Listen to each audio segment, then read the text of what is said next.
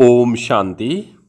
आज 28 जनवरी 2026 के बुधवार के प्रातः मीठी मीठी मधुवन मुरली के बाप दादा के मधुर ईश्वरीय महावाक्य सुनते हैं। मीठे मीठे प्यारे प्यारे बाप दादा ने कहा, मीठे बच्चे, मोस्ट बिलेवड शिव बाबा आए हैं तुम बच्चों को विश्व का मालिक बनाने। तुम उनकी श्रीमत पर चलो। मीठे बच्चे, मोस्ट बिलेवड यानी अति प्यारे शिव बाबा आए हैं तुम बच्चों को विश्व का मालिक बनाने। तुम उनकी श्रीमत पर चलो। प्रश्न है, मनुष्य परमात्मा के बारे में कौन सी दो बातें एक दूसरे से भिन्न बोलते हैं? मनुष्य परमात्मा के बारे में कौन सी दो बातें एक दूसरे से भिन्न अलग बोलते हैं? उत्तर है, एक और कहते हैं परमात्मा अखंड ज्योति है, दूसरी ओर कहते हैं वह तो नाम रूप से न्यारा है। अब यह दोनों बातें एक दूसरे से भिन्न हैं, एक दूसरे के विरुद्ध है। यथार्थ रूप से न जानने के कारण ही पतित बनते जाते हैं। बाप जब आते हैं तो अपनी सही पहचान देते हैं। गीत चला, मरना तेरी गली में, जीना तेरी गली में, अर्थात हर वक्त बाबा के साथ रहना है। ओम शांति। बच्चों ने गीत सुना, अब कोई मरते हैं तो बाप के पास जन्म लेंगे। कहने में यही आता है कि बाप के पास जन्म लिया, माँ का नाम नहीं लेंगे। बधाइयाँ बाप को दी जाती हैं। अभी तुम बच्चे जानते हो हम आत्माएं हैं, वह हो गई शरीर की बात। एक शरीर छोड़ फिर दूसरे बाप के पास जाते हैं। तुमने 84 जन्मों में 84 साकारी बाप किए हैं। वास्तव में असल हो तुम निराकार बाप के बच्चे। तुम आत्मा परम पिता परमात्मा के बच्चे हो, रहने वाले भी वहाँ के ही हो जिसको निर्वाण धाम व शांति धाम कहते हैं। असल तुम वहाँ के रहने वाले हो, बाप भी वहाँ रहते हैं। यहाँ आकर तुम लौकिक बाप के बच्चे बनते हो तो फिर उस बाप को भूल जाते हो। सतयुग में भी तुम सुखी बन जाते हो तो उस पारलौकिक बाप को भूल जाते हो। सुख में उस बाप को कोई सिमरण नहीं करते हैं, दुख में याद करते हैं, और याद भी आत्मा करती है। जब लौकिक बाप को याद करते हैं तो बुद्धि शरीर की तरफ रहती है। यह बाबा उनको याद करेंगे तो कहेंगे, ओ बाबा। हैं दोनों बाबा, राइट अक्षर बाबा ही है। यह भी फादर, वह भी फादर। आत्मा उस रूहानी बाप को याद करती है तो बुद्धि वहाँ जाती है। वह बाप बैठ बच्चों को समझाते हैं। अभी तुम यह जानते हो कि बाबा आया हुआ है, हमको अपना बनाया है। और बाप कहते हैं, पहले पहले हमने तुमको स्वर्ग में भेजा था। तुम बहुत बहुत साहूकार थे, फिर 84 जन्म ले ड्रामा प्लान अनुसार अभी तुम दुखी हुए हो। अब ड्रामा अनुसार पुरानी दुनिया खत्म होनी है। तुम्हारी आत्मा और शरीर रूपी वस्त्र सतो प्रधान थे, फिर गोल्डन एज से सिल्वर एज में आत्मा आई तो शरीर भी सिल्वर एज में आया, फिर कॉपर एज में आया। अभी तो तुम्हारी आत्मा बिल्कुल ही पतित हो गई है तो शरीर भी पतित है। जैसे 14 कैरेट का सोना कोई पसंद नहीं करते हैं, काला पड़ जाता है, तुम भी अभी काले आयरन एज्ड बन गए हो। अब आत्मा और शरीर जो ऐसे काले बन गए हैं लोहे जैसे, तो फिर प्योर कैसे बने? आत्मा प्योर बने तो शरीर भी प्योर मिले। वह कैसे होगा? क्या गंगा स्नान करने से? नहीं। पुकारते ही हैं, हे पतित पावन आओ। तो यह आत्मा कहती है। बुद्धि पारलौकिक बाप की तरफ चली जाती है। हे बाबा, देखो बाबा अक्सर ही कितना मीठा है। भारत में ही बाबा बाबा कहते हैं। अभी तुम आत्म अभिमानी बन बाबा के बने हो। बाप कहते हैं, मैंने तुमको स्वर्ग में भेजा था, नया शरीर धारण किया था, अब तुम क्या बन गए हो? यह बातें हमेशा अंदर रहनी चाहिए। बाबा को ही याद करना चाहिए। याद भी करते हैं ना, हे बाबा हम आत्माएं पतित बन गई हैं, अब आप आकर पावन बनाओ। ड्रामा में भी यह पार्ट है, तब तो बुलाते हैं। ड्रामा प्लान अनुसार आएंगे भी तब जब पुरानी दुनिया से नई बननी है, तो जरूर संगम पर ही आएंगे। तुम बच्चों को निश्चय है कि बिलेवड मोस्ट बाबा है। कहते भी हैं स्वीट, स्वीटर, स्वीटेस्ट। अब स्वीट कौन है? लौकिक संबंध में पहले है फादर जो जन्म देते हैं, फिर टीचर, वह अच्छा होता है, उससे पढ़कर मर्तबा पाते हैं। Knowledge is source of income. ये ज्ञान कमाई का साधन है, ये कहा जाता है। ज्ञान है नॉलेज, योग है याद। तो बेहद का बाप जिसने तुमको स्वर्ग का मालिक बनाया था, उनको तुम अभी भूल गए हो। शिव बाबा कैसे आया किसी को पता नहीं। चित्रों में भी क्लियर दिखाया है, ब्रह्मा द्वारा स्थापना शिव बाबा कराते हैं। श्री कृष्ण कैसे राजयोग सिखाएगा? राजयोग सिखलाते ही हैं सतयुग के लिए, तो जरूर संगम पर बाप ने ही सिखाया होगा। सतयुग की स्थापना करने वाला है बाबा, शिव बाबा इन द्वारा कराते हैं। करण करावनहार है ना, वो लोग त्रिमूर्ति ब्रह्मा कह देते हैं। उच्च से उच्च शिव है ना, यह साकार है, यह निराकार है, सृष्टि भी यहाँ ही है। इस सृष्टि का ही चक्र है जो फिरता रहता है, रिपीट होता रहता है। सूक्ष्म वतन की सृष्टि का चक्कर नहीं गाया जाता है। वर्ल्ड की हिस्ट्री ज्योग्राफी मनुष्यों की रिपीट होती है। सूक्ष्म वतन में कोई चक्र आदि नहीं होता, गाते भी हैं वर्ल्ड की हिस्ट्री ज्योग्राफी रिपीट।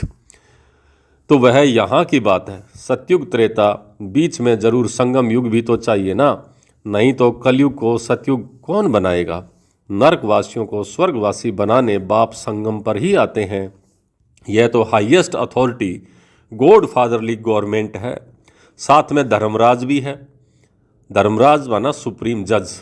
आत्मा कहती है मुझ निर्गुण हारे में कोई गुण नहीं। कोई भी देवता के मंदिर में जाएंगे तो उनके आगे ऐसे कहेंगे, कहना चाहिए कि बाप को उनको छोड़ ब्रदर्स देवताओं को आकर लगे हैं। यह देवताएं ब्रदर्स ठहरे। ब्रदर्स से तो कुछ भी मिलता नहीं है। भाइयों की पूजा करते करते नीचे गिरते आए हैं। अब तुम बच्चे जानते हो बाबा आया हुआ है, उनसे हमको वर्षा मिलता है। बाप को ही नहीं जानते, सर्वव्यापी कह देते हैं। तो कोई फिर कहते हैं अखंड ज्योति तत्व है, कोई कहते हैं वह नाम रूप से न्यारा है। जब अखंड ज्योति स्वरूप है तो फिर नाम रूप से न्यारा कैसे हो सकता है? बाप को न जानने के कारण ही मनुष्य पतित बन पड़े हैं। तमो प्रधान भी बनना ही है। फिर जब बाप आते हैं तब आकर सभी को सतो प्रधान बनाते हैं। आत्माएं निराकारी दुनिया में सब बाप के साथ रहती हैं, फिर यहाँ सतो रजो तमो में आकर पार्ट बजाती हैं। आत्मा ही बाप को याद करती है। बाप आते भी हैं, कहते भी हैं, ब्रह्मा तन का आधार लेता हूँ। यह है भाग्यशाली रथ, बिगर आत्मा रथ थोड़े ही होता है। अभी तुम बच्चों को समझाया है, यह है ज्ञान की बरसात, नॉलेज है। इससे क्या होता है? पतित दुनिया से पावन दुनिया बनती है। गंगा जमुना तो सतयुग में भी होती हैं। कहते हैं श्री कृष्ण जमुना के कंठे पर खेल पाल करते हैं, तो ऐसी कोई बातें हैं नहीं।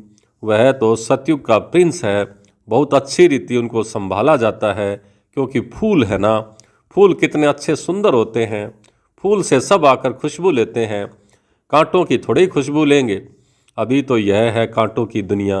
कांटों के जंगल को बाप आकर गार्डन ऑफ फ्लावर बनाते हैं, इसलिए उनका नाम बबुलनाथ भी रख दिया है।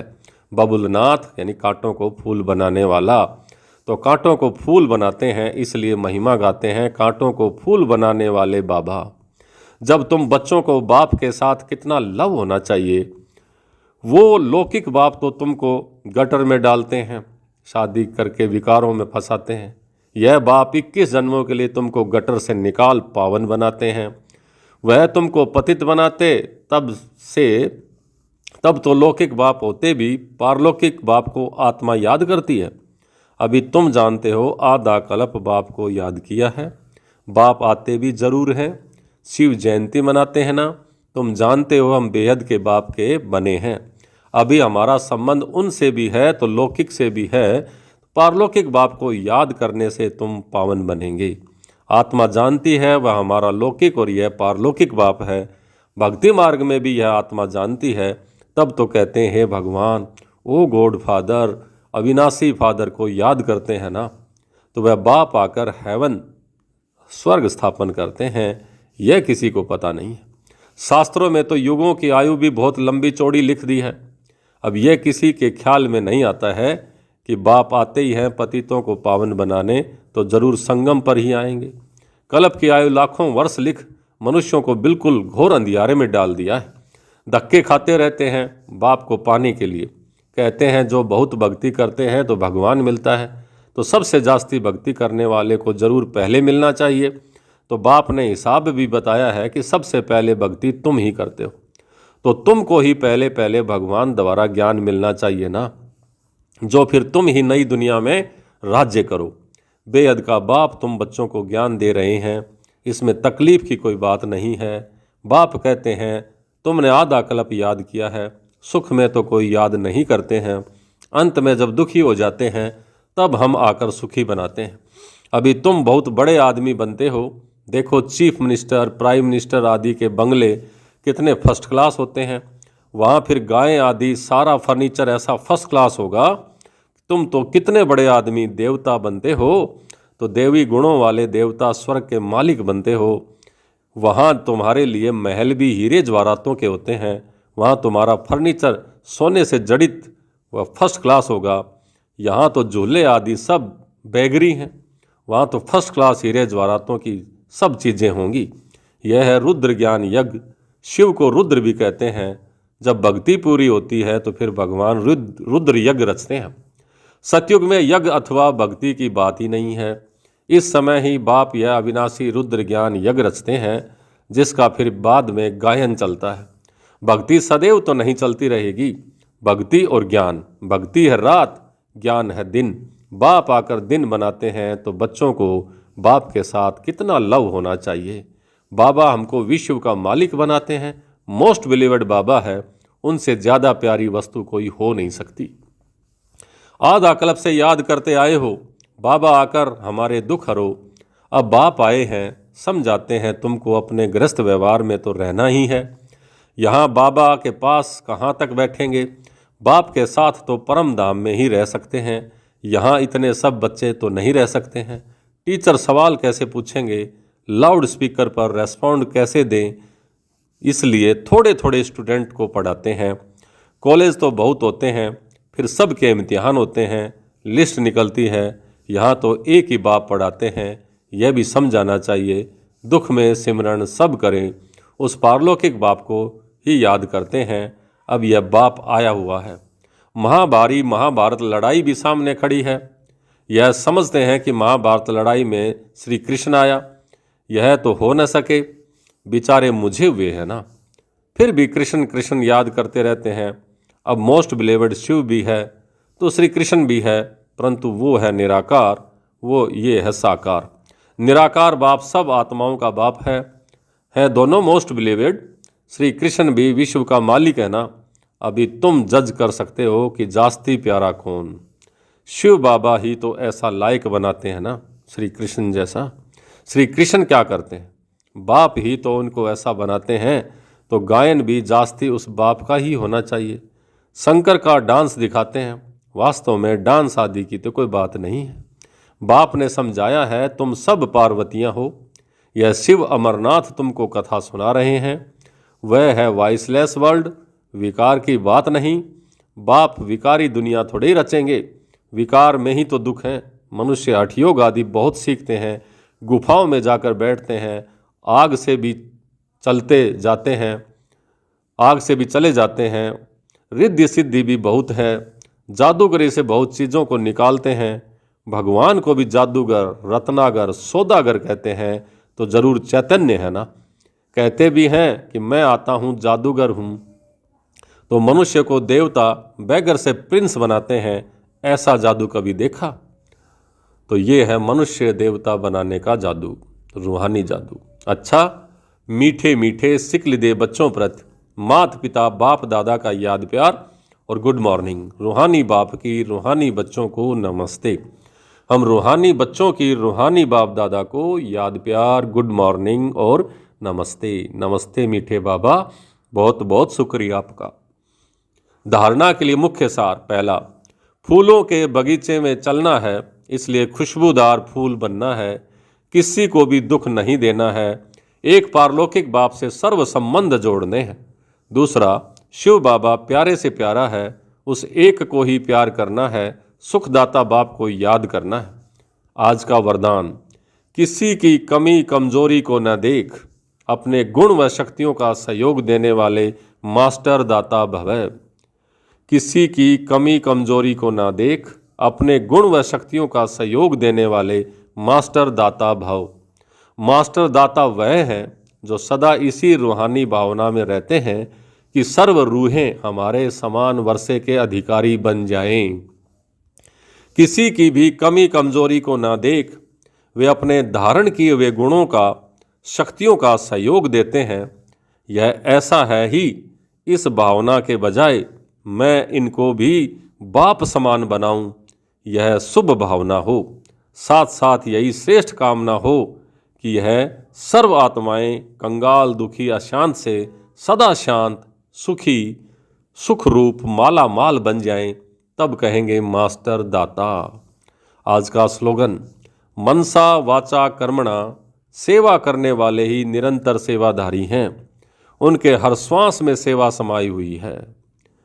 मनसा वाचा कर्मणा, सेवा करने वाले ही निरंतर सेवाधारी हैं, उनके हर श्वास में सेवा समाई हुई है। अव्यक्त इशारे, इस अव्यक्त मास में बंधन मुक्त रह जीवन मुक्त स्थिति का अनुभव करो। पहले अपनी देह से, देह के संबंध से और पुरानी दुनिया की स्मृति से मुक्त बनो।